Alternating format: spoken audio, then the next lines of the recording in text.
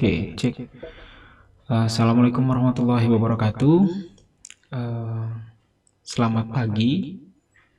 Hari ini kita akan melanjutkan pelajaran kita tentang interaksi obat.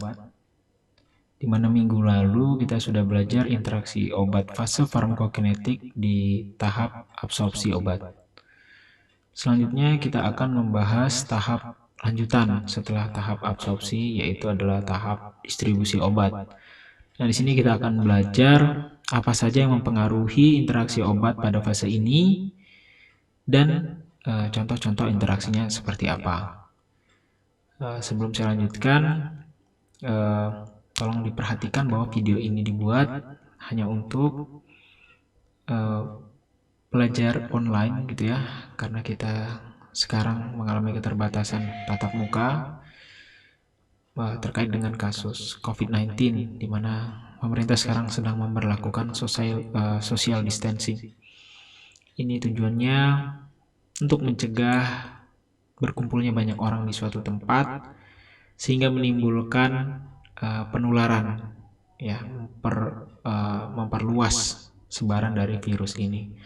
Nah, untuk itu mahasiswa yang mendengarkan ini saya harapkan tetap berada di dalam asrama atau dalam rumah, tidak bepergian ke tempat ramai. Oke ya, saya yakin mahasiswa itu cerdas. Baik, kita mulai saja kuliahnya. Yang pertama, pendahuluan. Ya, untuk pendahuluan ini saya ingin memperjelaskan bahwa tahap distribusi obat itu adalah tahap ketika obat berada di dalam darah. Ya, ketika obat itu berada dalam darah, maka obat tersebut masuk di tahap fase distribusi. Kemudian, obat ketika dibawa dalam darah itu umumnya melalui pengikatan pada plasma atau protein jaringan. Jadi ada yang terikat, ada yang bebas ketika dia didistribusikan. Nah, protein plasma yang utama, ya, apabila dia terikat, protein plasma yang utama itu adalah albumin, alfa-1 asid glikoprotein, dan lipoprotein. Tetapi yang paling banyak sekali jumlahnya itu adalah albumin, yang jumlahnya mendominasi, yaitu adalah albumin. Ini ya, albumin. Hanya obat dalam kondisi bebas, nah ini perlu kita garis bawahi ya, bahwa hanya obat dalam kondisi bebas atau tidak terikat pada satu dari tiga ini yang dapat berdifusi pasif ke ekstravaskular atau jaringan target, dan umumnya menentukan konsentrasi obat pada active site dan efikasinya. Nah, jadi obat tadi setelah dia berdistribusi, ketika dia bebas, ini yang bisa berdifusi pasif. Kemana berdifusi pasif? Yaitu ke ekstravaskular, ya, keluar vaskular, keluar saluran, keluar pembuluh darah, atau masuk ke jaringan target. Nah, ini tempat kerjanya. Dan ini pasti akan menimbulkan atau menentukan efikasinya, ya. Kalau dia jumlahnya tidak ada yang berdifusi atau masuk ke dalam ekstravaskular atau jaringan target, maka obat tersebut berarti tidak sampai di tempat aksinya. Ya, dia hanya muter-muter aja istilahnya bersama dengan protein. Maka ini tidak bisa berefek obatnya, atau molekulnya tidak sampai, karena molekulnya tidak sampai ke tempat targetnya. Oke. Nah, di sini adalah gambaran di mana ketika di dalam darah, ya, ketika di dalam darah ini obat, ini adalah obat, ya, ini adalah obat, dan ini adalah albumin, ya, ini adalah albuminnya. Kalau dia dalam darah, ini ada yang bebas tadi seperti saya bilang, ini bebas jelas ya, free drug, kita singkat saja FD. Ada yang terikat, ya, atau BD, ya, bound drug. Ya, ini obatnya terikat. Nah, hanya obat yang bebas tadi, ya, yang bisa keluar dari pembuluh darah menuju ekstravaskular atau ke jaringan target. Nah, sementara kalau kita lihat gambar yang ini di mana obat yang terikat pada albumin, contohnya, ini tidak bisa berdifusi pasif. Dia mental lagi nih istilahnya kalau digambarkan. Jadi dia terus lagi. di pembuluh darah. Oke, ini untuk gambarannya. Nah, fraksi obat yang terikat dari dengan albumin ya, fraksi itu perbandingan ya antara yang terikat dan bebas. Nah, kalau fraksi terikatnya besar, maka obat tersebut jumlah yang bebasnya akan sedikit. Nah, biasanya obat-obat dengan fraksi terikat besar jumlahnya, persentasenya, ini yang sangat rentan sekali menimbulkan clinical outcome yang berbeda ketika dia berinteraksi dengan obat lain. Nanti kita lihat apa sih yang membuat obat lain itu bisa berinteraksi dalam fase distribusi. Oke, sebelum itu, ini ada beberapa obat yang ya memiliki protein bound-nya lebih dari 90%. Ya, artinya lebih dari 90% obat tersebut ketika masuk di dalam darah itu terikat pada protein, hanya 10% yang bebas. Contohnya antibiotik ini ada ceftriaxone, doxycycline, ertapenem. Antidepresan ini ada golongan SSRI ya, fluoxetine, duloxetine. Kemudian ada sertralin. Antipsikotik ada CPZ, chlorpromazine ya, haloperidol. Kemudian ada diabetes ini glipizid. Kemudian untuk nyeri ini ada bupivacaine ya, untuk bius, buprenorphine dan ibuprofen. Untuk kejang ini ada phenytoin dan asam valproat. Nah, nanti ada yang lebih berbahaya jika berinteraksi itu salah satunya adalah warfarin. Nanti kita akan bahas lebih detail. Nah, ini adalah faktor-faktor yang mempengaruhi ikatan protein dari obat. Kalau pada fase distribusi, interaksi obat itu sangat erat sekali kaitannya dengan ikatan protein. Ya, dimana ketika terjadi interaksi, ada obat yang menggeser atau menggantikan obat lain yang mestinya terikat. Nah, misalnya seperti ini. Ada obat A ya terikat dengan ini memiliki fraksi terikat sekitar 90%. Nah, kemudian ada obat B yang sama jumlahnya. Jumlah fraksi terikatnya maksud saya itu 90%, tetapi obat B ini lebih kuat mengikat atau afinitasnya lebih kuat. Nah, ini ya menyebabkan fraksi yang si A tadi, obat A ini akan lebih banyak yang bebas. Nah, misalnya setelah berinteraksi ini, maka hasilnya adalah A itu menjadi 80%. Misalnya, ini saya kasih gambaran saja ya. Nah, ini mengakibatkan apa? Fraksi obat A yang bebas itu lebih banyak, yaitu 20%. Sehingga apa? Sehingga obat yang jumlahnya bebas tadi kan bisa menimbulkan efek. Ya, karena apa? Dia bisa masuk ke ekstravaskular, masuk ke jaringan target. Nah, karena fraksi bebasnya lebih besar, efeknya meningkat. Tapi tidak hanya efek yang meningkat, toksisitas juga dapat meningkat, khususnya untuk obat-obat tadi ya, yang terikat kuat dan memiliki therapeutic index yang sempit. Ya, jadi ketika dia lebih besar dari semestinya, sedikit saja gitu ya, tidak perlu terlalu jauh, cukup naik 10% saja, ternyata bisa menyebabkan toksisitas atau adverse effect yang mengganggu atau mempengaruhi clinical outcome. Nah, sehingga penting sekali kita membahas faktor yang mempengaruhi ikatan protein dari obat. Nah, yang pertama ini adalah faktor terkait dengan obatnya. Jadi nanti kita bahas apa sih faktor yang terkait dengan obat. Kemudian faktor terkait dengan protein dan komponen binding lain. Yang ketiga, interaksi obat. Jelas ya, ini titik berat kita sebenarnya. Yang keempat adalah patient related faktor terkait dengan pasiennya. Oke, kita bahas yang pertama. Saya harap kalian tidak bosan ya mendengarkan kuliah ini. Yang pertama adalah drug related faktor.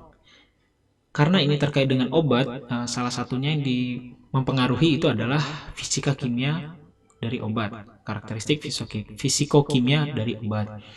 Misalnya, meningkatnya lipofilisitas akan meningkatkan lamanya ya atau kemampuan terikat obat dengan albumin atau dengan protein lain. Jadi obat yang makin lipofil ya atau hidrofob, maka dia akan lebih kuat terikat dengan protein si albumin tadi misalnya.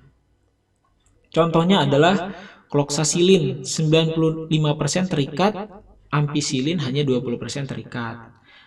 Sehingga kloksasilan itu dilepas lambat setelah injeksi intramuskular. Jadi ini dapat menunjukkan bahwa ketika dia terikatnya lebih besar ya 95%, maka dia lepasnya juga akan lebih lambat karena dia lebih lama terikat dengan protein plasma. Nah, sifat fisika kimia lain terkait dengan kekuatan atau spesifikasi ikatan dengan protein plasma dari si obat itu adalah obat yang bersifat asam. Nih, asam ya. Biasanya lebih terikat kuat pada HAS atau human serum albumin. Jadi asam itu lebih senang terikat dengan albumin. Sementara obat bersifat basa lebih terikat kuat pada alfa-1 asid glikoprotein atau biasa disingkat AAG. Nanti kedepannya kita akan tulisnya HAS dan AAG saja. Dan atau lipoprotein. Nah ya, jadi nanti ingat ya, bersifat asam ini maksudnya asam lemah ya atau basa lemah. Karena jarang sekali kita temukan obat itu asam kuat atau basa kuat. Jadi nanti kalau kita lihat kok obatnya asam lemah atau basa lemah, maka ini kemungkinan berinteraksi dengan obat yang asam lemah atau basa lemah juga kalau dia di distribusi ya. Tinggal lebih kuat mana dia terikatnya dengan plasma. Nah, ini ada gambaran ya grafik konsentrasi obat di dalam tubuh. Ya, pada konsentrasi rendah, kebanyakan obat itu terikat dengan protein. Ya, jadi tergantung konsentrasi obatnya juga. Sementara pada konsentrasi tinggi, maka obat yang bebas itu lebih banyak. Ya.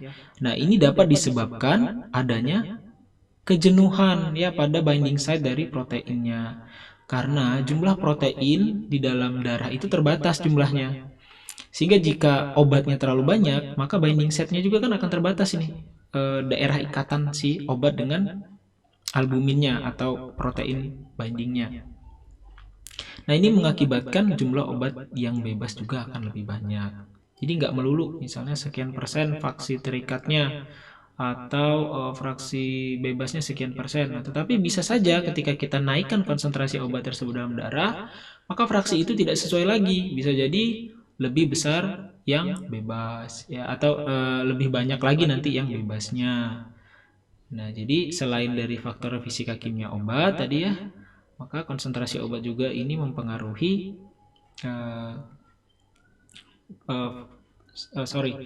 fraksi terikat dan tidak terikatnya. Oke ya. Kemudian drug protein atau tissue affinity. Ya, dimana ini salah satu contoh nih lidocain, ini obat yang bisa menyebabkan obat bius ya, itu memiliki afinitas yang lebih kuat untuk AAG daripada pada HSA. Apa AAG tadi? Yaitu ya dapat kalian lihat sebelumnya, dan HSA yaitu human serum albumin. Nah, ini lagi contoh lain yaitu digoxin lebih kuat terikat untuk protein pada protein dari otot jantung daripada otot skeletal ya, yaitu otot tulang atau plasma. Jadi digoxin ini ketika di otot jantung dia lebih kuat terikat pada protein. Jadi memang tergantung dari jaringannya juga. Jaringan si plasma itu berada, si protein plasma itu berada. Contoh lain adalah iopenoxik asid yang memiliki half-life ya atau tes tengah. Tes tengahnya berapa? 2,5 tahun. Bayangkan obat tersebut masih tersisa setengahnya setelah 2,5 tahun diinjeksikan. Ya, bayangkan obat ini setelah 2,5 tahun di tubuh kalian masih ada setengahnya kadarnya. Kenapa? Karena sangat kuat afinitasnya pada plasma protein. Ya, makanya obat ini kalau tidak salah ya, kalian bisa cek saja ini sudah ditarik dari pasaran karena ternyata lama sekali ya dia bertahan di dalam tubuh. Nah, ini perlu kalian perhatikan ya. Kemudian yang kedua adalah protein related factor. Ya tadi terkait dengan obat, sekarang terkait dengan proteinnya. Nah, terkait dengan proteinnya itu ada sifat fisikokimia dari protein atau binding komponennya. Misalnya yang lipophilicity yaitu lipoprotein bind with lipophilic drug. Jadi lipoprotein ini lebih senang berikatan dengan obat yang lipofilik. Sementara albumin ini tergantung dari fisiologi pH fisiologisnya. Jadi nggak melulu dia suka sama lipofil atau yang hidrofil, albumin tergantung dari pH-nya. Kemudian konsentrasi dari protein atau binding komponen sama seperti halnya obat tadi ya, semakin banyak obatnya maka semakin banyak yang bebas, fraksinya bisa berubah. Nah, sementara konsentrasi protein binding komponen ini dipengaruhi dengan disease ya, penyakit yang mempengaruhi konsentrasi protein di dalam darah. Jadi ada beberapa penyakit yang menurunkan kadar protein dalam darah, ada yang menaikkan protein dalam darah. Akibatnya apa? Ya kalau dia menurunkan, maka yang bebas lebih banyak. Kalau menaikkan, maka kejenuhan tadi dapat diatasi ya, atau obat bebasnya juga itu bisa lebih sedikit ketika konsentrasi protein lebih banyak. Nah, ini efek dari protein concentration ya, efek dari konsentrasi protein ini dicoba di luar ya, bukan di dalam tubuh manusia yang bisa kita atur kadar konsentrasinya. Bahwa semakin besar konsentrasi proteinnya, kalau kita lihat 0,05 ya, ini naik 1 log berarti ya, naik 10, maka konsentrasi obat C yang terikat itu akan semakin apa nih? Iya, ya akan semakin banyak yang terikat ya. Kita lihat ya, yang terikatnya itu ketika dia 5% ya, ini bisa sampai obat B ini bisa sampai 100% ya.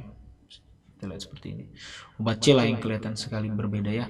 Obat C sekitar 75% ya, kita anggap 75% jika konsentrasi albuminnya gitu konsentrasi proteinnya itu 5 mg per 100 mili. Ya, bukan persen ya, sorry ya. 5 mg per 100 mili. Tetapi obat C dalam konsentrasi yang lebih rendah ya, itu ternyata ya kita anggap seperti ini, itu ternyata hanya sekitar 50% yang terikat. Yang ini 75%. Ini kita masih berbicara dengan obat C ya. Kita fokus di obat C saja yang kelihatan berbeda sekali ini. Kemudian untuk kasus yang ini ya, ini terlihat bahwa ketika kadar protein concentration ya, kadar proteinnya itu 0,05 mg per 100 mili, ini hanya sekitar ya mungkin tidak sampai 5% yang terikat. Berarti 95% free drug. Sementara yang ini 50% free drug dan yang ini hanya 25% free drug. Ya. Jadi ini menunjukkan semakin banyak proteinnya di dalam plasma karena penyakit-penyakit tertentu misalnya, ini akan mempengaruhi fraksi obat bebas juga di dalam plasma ya, di dalam darah. Nah, ini ada kita bahas sedikit tentang binding site tadi yang sempat disinggung, ada kejenuhan dan sebagainya, bahwa albumin itu memiliki binding site terbanyak untuk albumin dibandingkan protein lain. Nah, indometasin terikat pada 3 set of albumin. Contohnya ya, indometasin and site ini terikat pada 3 tempat dari albumin. AAG ya, is a protein with limited binding capacity. Ya, jadi kalau AAG ini memiliki kapasitas pengikatan yang terbatas dikarenakan konsentrasinya memang rendah dan molekular size-nya yang juga tidak terlalu besar si AAG ini. Contoh lain adalah lidokain terikat pada 2 sites dari AAG ya, jika adanya HSA. Jadi kalau ada HSA ternyata lidokain ini hanya terikat 2 site saja, ada 2 tempat saja dengan AAG. Nah, sementara albumin itu merupakan protein plasma yang dominan ya, yang dominan sekali jumlahnya, dan dia disintesis di hati dan didistribusi baik itu di plasma dan extracellular fluid of skin ya. Jadi dia juga selain di plasma, dia juga ada di cairan ekstraselular dari kulit, muscles dan beberapa jaringan lain. Oke. Intestinal fluid albumin concentration is about 60%. Jadi pada albumin di cairan intestinal itu konsentrasinya sampai 60%. Makanya albumin memiliki karena albumin memiliki 5 binding site ya, banyak sekali ya, ada untuk warfarin, benzodiazepin, digoxin, bilirubin dan temoksin. Maka tetapi yang paling sering kita bahas yaitu, atau yang paling utama ya, yaitu site 1 dan site 2. Site 1 itu untuk warfarin, site 2 untuk benzodiazepin. Ini ya tadi ya. Site 1 tadi untuk warfarin dan site 2 untuk benzodiazepin. Jadi untuk obat-obat ini ya, dan obat ini dapat mempengaruhi ikatan antara warfarin dengan site 1 dan benzodiazepin dengan site 2. Warfarin ini obat apa? Ini obat antikoagulan ya. Antikoagulan. Benzodiazepin untuk apa? Ya ini misalnya alprazolam ya, ini kemudian diazepam. Ya, ini merupakan obat-obat ansiolitik ya, buat kejang juga dan sebagainya. Nah, jika dikonsumsi bersama obat-obat ini akan mempengaruhi fraksi bebas dari obat-obat ini tadi ya, buat obat ini tadi. Sehingga harus hati-hati untuk pasien yang mengkonsumsi bersamaan. Yang ketiga, ya ini adalah interaksi obat yang mempengaruhi fraksi bebas dan terikat, itu adalah interaksi obat. Yang pertama karena displacement interaction ya, menggantikan proses displacement, yaitu menggantikan posisinya. Ini diakibatkan oleh kompetisi antara obat untuk terikat pada binding site. Ya, jadi ada kompetisi nanti, mana yang lebih kuat. Mana yang lebih kuat itu yang akan menduduki site dari protein tersebut. Nah, sementara kita tahu bahwa obat yang bebas ya, ini kan ada PD ya, atau obat yang protein drug ini, sementara ini ada obat bebas. Nah, obat bebas ini akan nasibnya ada 4 ya. Dia akan ke tempat aksi, dia akan disimpan di jaringan, kemudian dia akan di hati untuk dimetabolisme, atau dia akan ke ginjal untuk diekskresikan. Nah, bayangkan obat yang terikat kuat pada protein, maka aksinya akan terhambat pasti ya, karena dia tidak bisa sampai tempat aksi kalau dia terikat kuat. Kemudian dia tidak bisa disimpan di jaringan, dia tidak bisa dimetabolisme juga obat tersebut karena dia terikat tadi, dan dia tidak bisa diekskresikan. Sehingga obat-obat yang terikat kuat tadi ya, maka dia akan memiliki tes tengah yang lebih panjang. Tidak dimetabolisme, tidak diekskresikan ya, bahkan dia pun tidak bisa berefek karena dia tidak bisa sampai ke jaringannya. Nah, sebaliknya, jika obat tersebut berada dalam bentuk bebasnya dalam jumlah yang banyak ya, maka sebaliknya tadi kalau dia terikat terus, maka dia akan tidak berefek ya, kemudian dia tidak akan dimetabolisme, tidak akan disimpan di jaringan dan sebagainya. Sebaliknya, jika obat tersebut banyak bentuk bebasnya, maka obat tersebut akan banyak juga ke tempat aksinya. Efeknya akan meningkat ya ke reseptor. Kemudian obat tersebut juga akan banyak disimpan di jaringan. Obat tersebut juga akan cepat dimetabolisme ya, akan banyak yang dimetabolisme. Dan obat tersebut juga akan lebih banyak yang diekskresikan. Maka obat tersebut menjadi lebih tinggi efeknya, tetapi lebih cepat dimetabolisme ya, kemudian lebih cepat diekskresikan ya. Sehingga obat tersebut waktu tinggal di tubuhnya lebih sebentar dibanding obat yang terikat. Jadi selain dia meningkatkan toksisitas dari mana? Bisa saja karena efeknya ya, meningkatkan efek. Toksisitasnya meningkat, misalnya tadi warfarin, maka efek antikoagulannya akan meningkat. Ada efek juga dapat meningkatkan toksisitas pada hati. Kenapa? Karena hatinya kerjanya jadi berat. Obat bebasnya banyak datang ke sini. Ya, maka kerja hati berat. Begitu juga dengan ginjal. Ya, ketika obat bebasnya sudah selesai di metabolisme kan mau diekskresikan semua. maka kerja ginjal juga akan berat. Jadi toksisitasnya bisa timbul dari situ juga. Oke. Nah, interaksi itu akan menghasilkan dampak yang signifikan pada obat jika apa? Obat yang digantikan, misalnya warfarin, itu terikat lebih dari 95%. Lebih dari 95% secara normal, kalau dia terikat seperti itu, maka ketika ada obat lain mengganggu, ini bisa signifikan efeknya ya. Atau akan menghasilkan efek yang secara klinikal itu terlihat. Kemudian memiliki volume distribusi yang kecil. Apa ini artinya?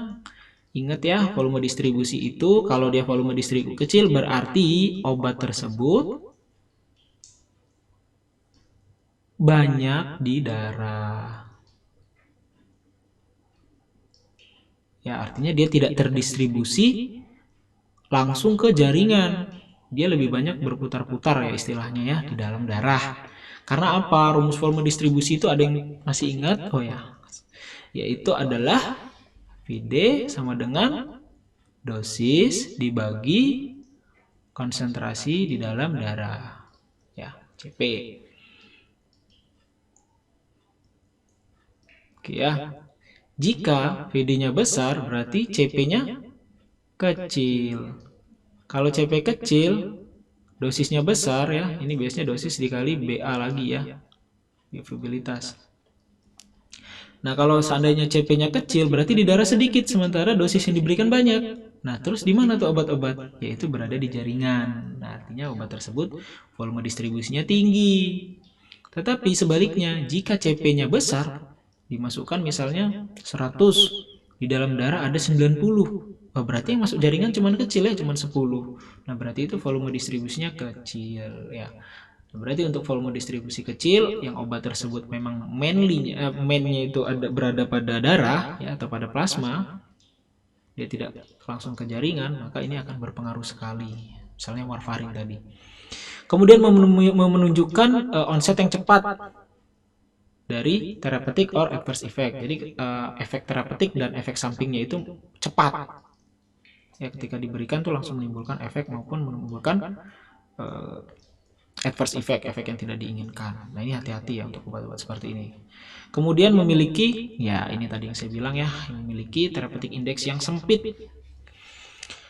Nah, kemudian penggantinya, obat penggantinya atau obat yang dapat menempati posisi obat utamanya tadi ya, atau obat yang memiliki sifat ini tadi, itu harus seperti ini agar menimbulkan outcome yang signifikan.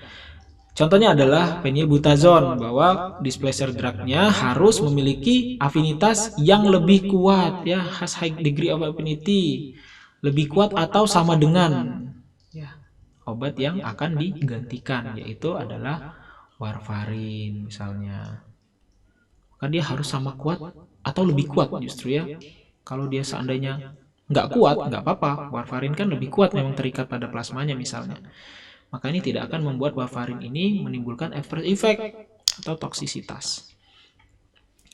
Kemudian dia berkompetisi ya. Dia bersaingan untuk binding set yang sama. Misalnya sama-sama albumin. Kalau dia satunya albumin, satunya bukan albumin ya, maka ini tidak akan berpengaruh walaupun dia lebih kuat terikat. Ya, jadi harus pada binding set yang sama. Ya, binding set misalnya ini pada albumin site 1 gitu ya. Bahkan albumin saja punya 5 site tadi ya. Misalnya albumin site 1. Nah, phenylbutazone ini ternyata memiliki kekuatan yang sama, bahkan lebih mungkin dengan albumin site 1. Kemudian obat atau protein concentration ratio is high ya. Jadi konsentrasi obat proteinnya itu tinggi ya, konsentrasi obatnya tinggi ya, atau proteinnya juga tinggi. Kemudian menunjukkan rapid and large increase in plasma drug concentration ya, memiliki kecepatan ya dan konsentrasi yang tinggi obat di dalam plasma ya ketika diberikan bersamaan. Jadi dia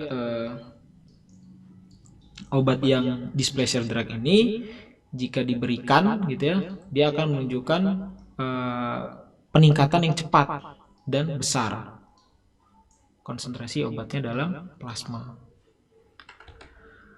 Ini ada salah satu cara ya, misalnya kalau kalian ingin melihat interaksi obat, ini sepertinya sudah pernah saya bilang, saya katakan di kelas, yaitu dengan drug interaction checker. Ini dengan sangat mudah kalian bisa mengecek. Nah, di sini saya contohkan yaitu warfarin tadi ya, dengan diclofenac, di mana diclofenac tadi di slide saya sebelumnya ini menduduki site yang sama ya, yaitu site 1 albumin punyanya si warfarin. Ini kita cek, ternyata kalau ada interaksi dia akan muncul seperti ini ya, walaupun ini tidak fatal ya, interaksinya tidak mayor, ini hanya monitor closely, jadi di monitor saja pasiennya. Tapi di sini diperjelas ya bahwa warfarin dan diclofenac itu meningkatkan efek dari antikoagulan. Kenapa? Karena diclofenac menempati posisi site dari warfarin, sehingga warfarin bebas akan lebih banyak. Karena bebasnya lebih banyak, maka efek warfarin sebagai antikoagulan juga akan meningkat. Oke. Ya, ini contoh penjelasannya saja ya, bahwa displacement itu bisa diamati ketika warfarin diberikan bersama dengan diclofenac, di mana warfarin dan diclofenac memiliki afinitas yang sama pada albumin. Ya, ini spesifik pada site 1 bahkan ya. Site 1, site-nya pun sama. Oleh karena itu, pemberian diclofenac pada pasien yang mengkonsumsi warfarin ini terjadi displacement ya pada binding site-nya tadi. Nah, ini meningkatnya fraksi bebas ini akan meningkatkan meningkatkan fraksi bebas dari warfarin, menyebabkan hemorrhagic reaction ya, pendarahan, reaksi pendarahan karena darahnya terlalu encer. Kemudian selanjutnya adalah kompetensi obat dengan normal body constituent. Jadi nggak hanya obat dengan obat saja ternyata yang dapat berinteraksi, yaitu berinteraksi dengan konstituen tubuh juga. Interaksi dengan asam lemak, misalnya asam lemak bebas. Ya, contohnya adalah asam lemak bebas itu meningkat ya, interaksi dengan asam lemak bebas ketika puasa, diabetes, MI, etc. dan lain-lain. Ya, maksudnya ketika sodium salisilat ini dapat berinteraksi dengan interaction of sodium salisilat dengan bilirubin in neonates ya. Jadi pada sodium salisilat ini dapat berinteraksi dengan bilirubin pada pasien yang neonatas ya, pada pasien bayi ya, karena bilirubinnya kan banyak. Nah, bilirubin ini kan termasuk dari normal body constituent. Obat tersebut dapat berpengaruh atau dapat berinteraksi. Oke, ini juga yang free fatty acid tadi ya. Jadi kalau pada kondisi-kondisi seperti ini, maksudnya ketika berpuasa, diabetes ya, kemudian MI, myocardium infarction, ini dapat mempengaruhi fraksi obat bebas dari beberapa obat. Kemudian allosteric change in protein molecule. Nah, ini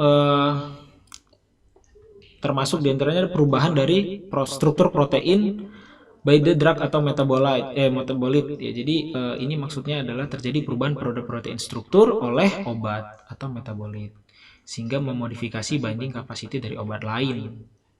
Ya. Ketika ada suatu obat mempengaruhi protein structure, diubah nih. Apanya yang diubah? Yaitu strukturnya. Oleh siapa? Oleh obat atau metabolit obat satunya. Nah, ini menyebabkan binding capacity dari protein terhadap obat satunya, ya, obat yang A misalnya, ini dapat berubah. Contohnya adalah aspirin acetylation of albumin. Ya. Maka ini akan memodifikasi binding capacity of NSAID ya, sehingga meningkatkan afinitasnya. Ya. Ini contohnya yaitu aspirin asetilisasi dari albumin ya, dimana ketika aspirin ini dapat meningkatkan afinitasnya dari NSAID ya, NSAID lain. Jadi kalau kita menggunakan NSAID dengan aspirin ini dapat meningkatkan afinitas dari NSAID lain dengan albumin karena aspirin tadi memodifikasi binding capacity dari NSAID. Oke, yang keempat yaitu patient related factor, yaitu faktor terkait dengan pasiennya ya. Saya minum sejenak. yaitu patient related factor. Misalnya pada anak-anak, atau pada bayi ya, pada neonatal, yaitu pada bayi, perubahan pada albumin konten mempengaruhi pengikatan obat padanya ya. Kemudian infants ya, kemudian elderly pada orang-orang tua, ini akan mempengaruhi kekuatan afinitas dari obat dan protein binding site.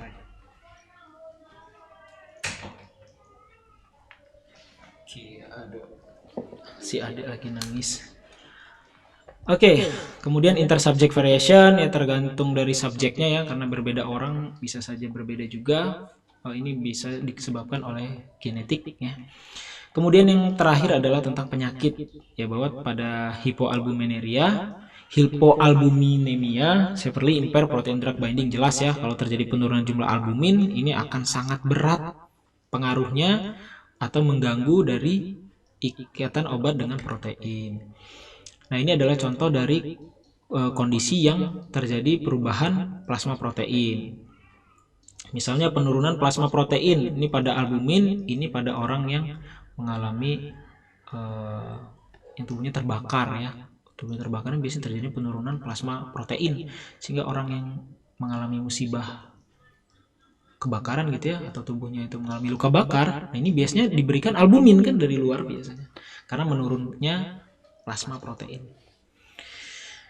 Kemudian penyakit hati kronis ya, kemudian cystic fibrosis, protein losing enteropathy, nephritic syndrome, hamil nih, pregnancy, ini bisa menurunnya plasma protein, chronic renal failure, dan ini chronic renal failure ya. Jadi pada penyakit gagal ginjal kronis ini menurun jumlah albuminnya, sehingga obat-obat yang terikat pada albumin tadi ya, ini jumlah bebasnya akan lebih banyak dan efeknya juga akan lebih meningkat.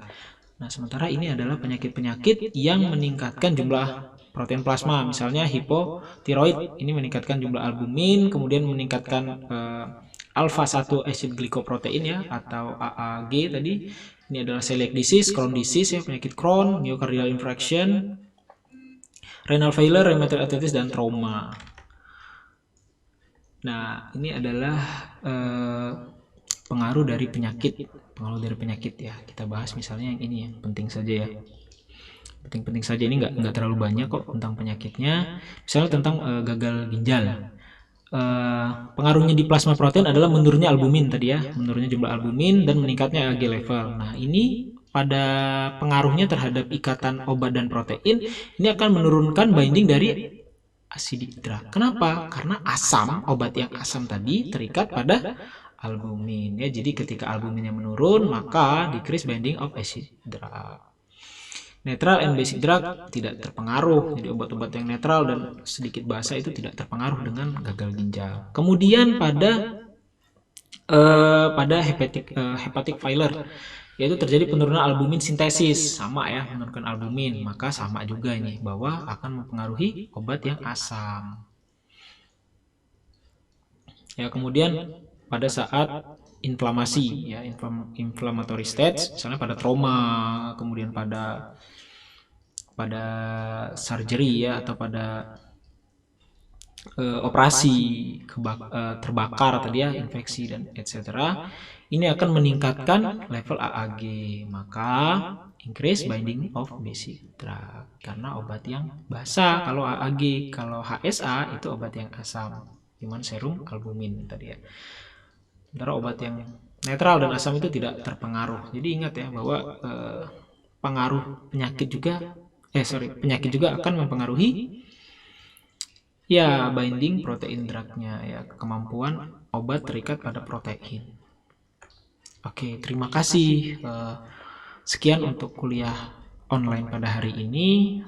Semoga kalian sehat selalu, jaga kebersihan, dan tolong social distancingnya dijaga ya, jangan berkumpul di tempat yang ramai atau tidak ada kepentingan. Saya akhiri, wassalamualaikum warahmatullahi wabarakatuh.